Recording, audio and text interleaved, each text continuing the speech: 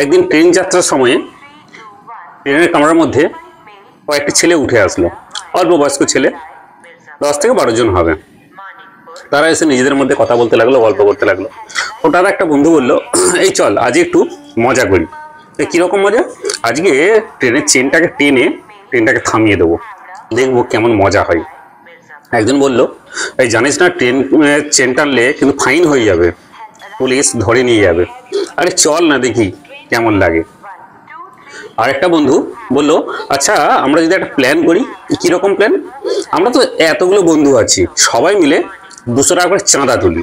যে টাকাটা উঠবে, ফাইন স্বরূপ যেটা যাবে সেটা দিয়ে বাকিটা আমাদের নাস্তা হয়ে যাবে। সবাই একমত হলো। অপর একজন বন্ধু বললো, আচ্ছা আমার মধ্যে আর একটা প্ল্যান এসেছে। কিরকম?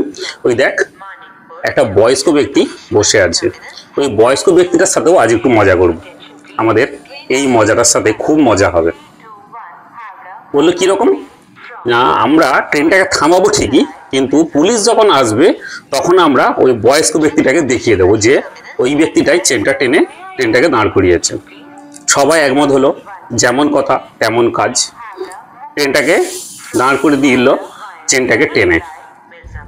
এতক্ষণ ধরে ওই বন্ধুগুলোদের কীর্তিকলাপ দেখছিল বয়স্ক ব্যক্তিটা, ফলো করছিল তারা কি করছে, কি কথা বলছে, সমস্ত কিছুটাই। ট্রেনটা দাঁড়ানোর সাথে সাথে পুলিশ আসলো। পুলিশ জিজ্ঞাসাবাদ করার আগেই বয়স্ক ব্যক্তিটা বলে উঠলেন, স্যার স্যার আমি খুব বিপদে আছি, আমি ট্রেনটাকে থামিয়েছি চেনটা টেনে।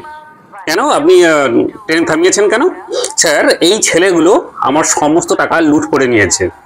একটা বন্ধুকে দেখিয়ে বলল, দেখুন ওই ছেলেটার পকেটে আমার সমস্ত টাকাটাই আছে। এই কথা শোনার জন্য ছেলেগুলো মোটেও প্রস্তুত ছিল না, তারা যেন একটা ঝটকা খেলো। এবং পুলিশ তাদেরকে এগিয়ে গিয়ে পুলিশ সমস্ত ছেলেগুলোকে আটক করলো, গ্রেপ্তার করলো এবং তাদের কাছ থেকে সেই টাকাগুলো নিয়ে তাদেরই টাকা সেই বয়স্ক ব্যক্তিটাকে দিয়ে দিল এবং সেই অল্প বয়স্ক সমস্ত ছেলেগুলোকে পুলিশ হেফাজতে নিয়ে গেল।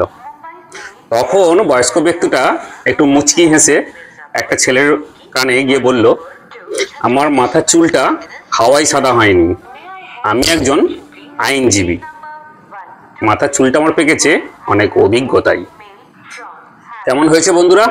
অবশ্যই জানাবেন। সবাই ভালো থাকবেন, লাইক কমেন্ট শেয়ার করতে ভুলবেন না। আবার দেখা হবে পরের ভিডিওতে, ততক্ষণ সবাই ভালো থাকুন। নমস্কার।